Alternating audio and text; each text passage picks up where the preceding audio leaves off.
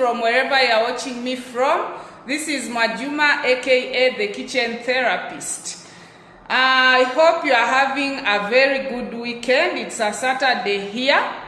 Let me thank my returning subscribers. Thank you very much. Thank you for always being here. Continue liking, sharing, and commenting on my videos. Tell a friend to subscribe. To my new subscribers, you are very welcome. Feel at home and feel at kitchen. So today, as part of my today's Saturday routine, I'm going to prepare dengu, choroko, or green grams. And the purpose for this video, I want to show you a different way you can prepare your green grams or choroko or dengu, and it tastes just as delicious as the other ways of preparing it. I'm going to use a pressure cooker. I'm going to put everything that I'm supposed to put in it inside the pressure cooker. I let it boil. Then when I open, it will be ready to eat. So let's get into it. So this is the properly cleaned dengu, choroko, or green grams. I washed and put in my pressure cooker. This is my pressure cooker, an induction one. I'm going to use the hot plate, that one, for boiling. So let us add in the ingredients. So here I have my carrots, tomatoes, grated tomatoes. This is frozen coriander. These are green bell peppers chopped and grated onions. So I'm going to add into my pressure cooker. There we go. Next, we are going to add in the spices. Those who know me know that I don't peel carrots. Whether I'm grating them, using them chopped or whole, I do not grate carrots. So let me get the assortment of spices that I'm going to use. We add in cumin, then curry powder, salt. What else can we add there? The gram masala. And that will be it. Cumin, curry powder, gram masala, salt, and maybe some little paprika. And that will be it, with some garlic, fresh garlic, or garlic paste, the one I normally crush and keep in the fridge. We are going to add in fresh garlic and then cooking oil, and then we shall pressure cook. So here we are. This is garlic paste. You can see it. That is garlic paste.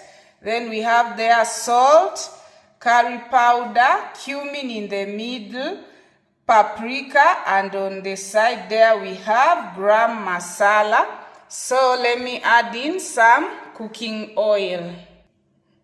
We are going in with the cooking oil. This is sunseed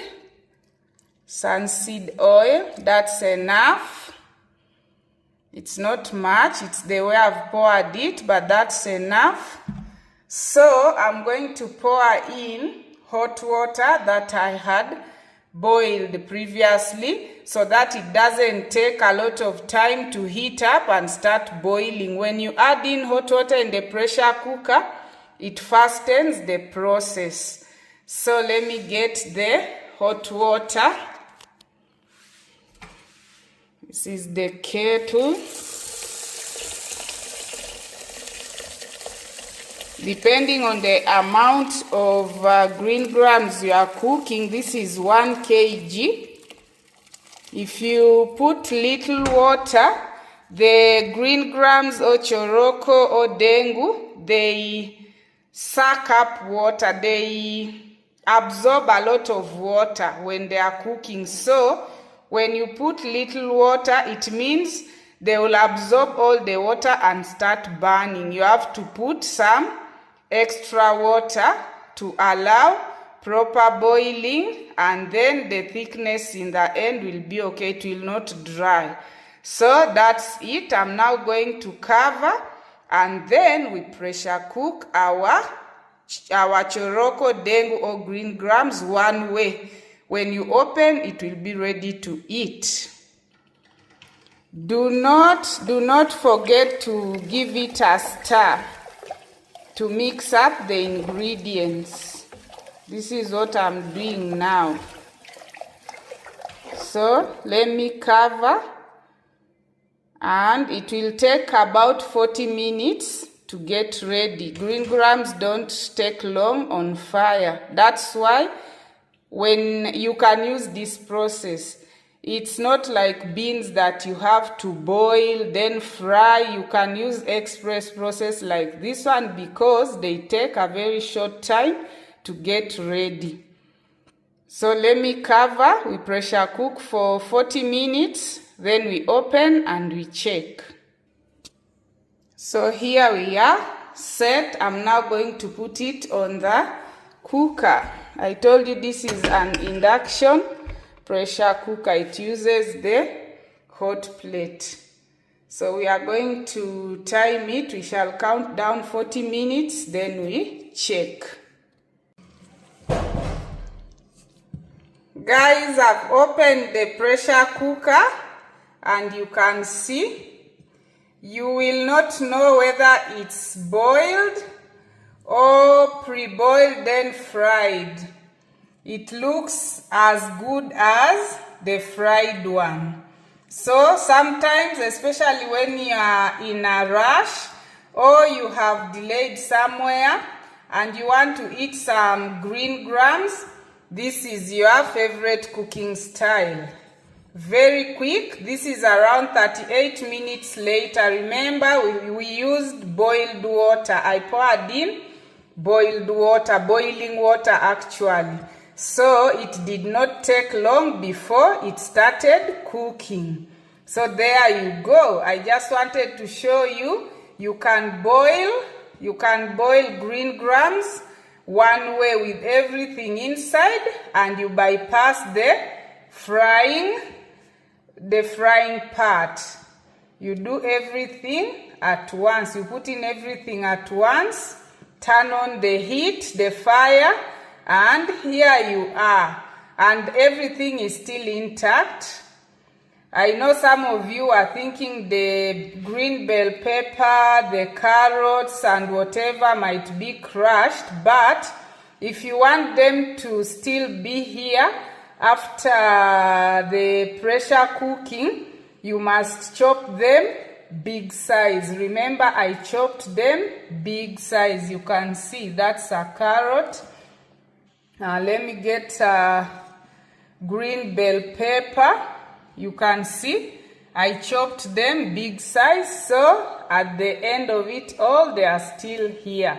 You can see my green grams, dengu, choroko. This you can eat with everything. Rice, ugali or posho, chapati. Most Kenyans prefer to eat this with chapati. You can eat it with bread. Yeah, you can eat it with bread. So this can be your go-to sauce because you can eat it with absolutely everything. So I will stop here with my green gram choroko dengu cooking session, the boiling procedure, all in one pan procedure. Then we see what else we can do this Saturday. Till next time. Till another time today. Enjoy, try to make this, and bon appetit. Guys, this is what I was talking about when I was telling you I normally buy my coriander, leeks, spring onions, and I preserve them in the deep freezer. So you can see this is coriander. This is coriander or dania or cilantro. I'm chopping them, then I'll tie them in paper bags and I put in the freezer for them to be frozen. That's the best way I normally preserve them. More is here. All this is coriander. Then this here is mint. These are mint leaves. These ones already chopped. And then I have spring onions. They are the other side. They are here. These are spring onions. You can see I've chopped them already. They are waiting to be packaged. Then we store in the deep freezer. I store like this amount per package. Then another package, 2 different sizes. The other one I put more because like this one I use for making the vegetables, so I need a little more. I pack different sizes, 2 different sizes or 2 different amounts, less and more. For oatmeal, it's the same size. So if I need more, I just get 2 packages. So this is what I wanted to show you. Let me continue. I package them because the smell is already too much in the kitchen. Let me hurry up, and then I put them in their packaging and store them in the deep freezer. That's the problem. Whenever it's the day when I'm supposed to chop and package them, the kitchen really smells like the coriander, the spring onions. The smell is concentrated in the kitchen now. So let's hurry. You can see I'm choking, so let's hurry up and package them. For the spring onions, they actually make us tear a bit, just like the red onions. You tear while cutting because it's quite a lot. So I'm going to package them, then I keep in the deep freezer. I'll show you the packaging later.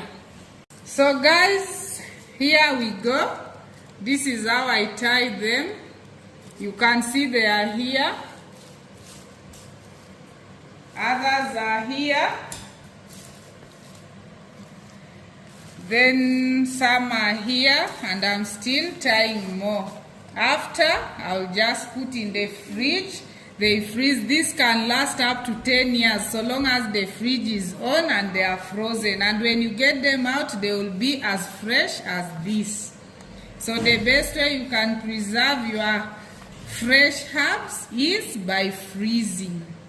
That's the best method for me, at least. So if you'd want to copy, I can assure you, you will not regret. So guys, these are the frozen products now. You can see this. This can last up to 10 years if you want, so long as they're in the fridge, frozen, and the fridge is on throughout. It can last a decade. And when you get it out to use, it will smell as fresh as today, like when you've just bought them. So the best preservative method, am I speaking the right English? The best preservation method for your herbs, fresh herbs, is actually this. I don't know any other better way unless you dry them under the sun or in the oven and keep them dry. But if you want them fresh and very aromatic as they are from the garden, this is the best way. Actually, I've just gotten them out of the fridge and the whole kitchen is aromatic already. It's smelling the coriander, the leeks, the spring onions. The kitchen is smelling fresh, and this is some few hours later. So if you want I tried the other method of dipping the roots in water in a jar. They can only last up to less than a week, and they go bad. And if you stay far away from the grocery, it will be very hard. So you buy a bunch. Like me, we are far away from the groceries. So I buy a bunch, I come, I chop them, I freeze, and use them for probably 2 weeks or so. Then I get more and do the same. So this is your favorite way and best way of preserving your fresh herbs. Thank you. So I'm putting them back in the deep freezer because when you remove them from the deep freezer and you delay to put them back, you remember when they are melting, they release some water. So if you keep them out for long, they release the water. That is releasing also the aroma. When you put them back in the deep freezer, you lose some aroma. So you make sure you only get what you are going to use and use it immediately. So I was just rushing to put them back. Oh, actually I can show you something else. This is fresh peas. This is how I also preserve my fresh vegetables like peas. So this is fresh peas frozen. When I want to cook, I'll get it out of the freezer and use immediately, because when you get them out and leave them outside the refrigerator for some time, they will defrost themselves and become very, very soft. And one advantage of freezing peas is when you want to use them, they cook faster than when they were outside the deep freezer. They cook faster. This will take like 10 to 15 minutes to get ready. And I use them mostly, I mix them in other sauces like beef. I put them in rice. So when you are going to use them in rice, for example, you wait until when the rice is half cooked, then you pour them in. If you pour them earlier, they will just smash and disappear.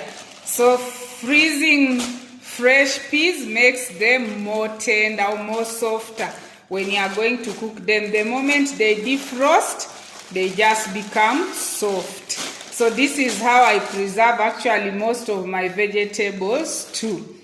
What else do I have in the deep freezer that I can show you quickly now? So this is my lemongrass frozen.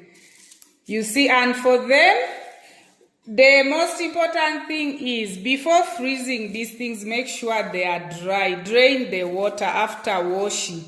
So you see, when you are picking the lemongrass, they even come when they are separated, because I drained them before cutting, then freezing.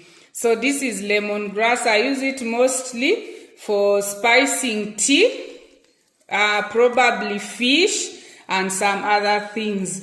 This has lasted like a month in the fridge. Chopping them is hard work, but it helps. It helps that at the end of the day, you preserve a lot and use anytime you want, and they are still very, very aromatic.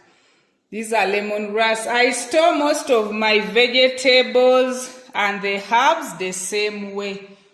So if you, like I said before, if you think this can be your favorite way and best way to preserve your vegetable and herbs, fresh herbs, please go for it. You will not regret.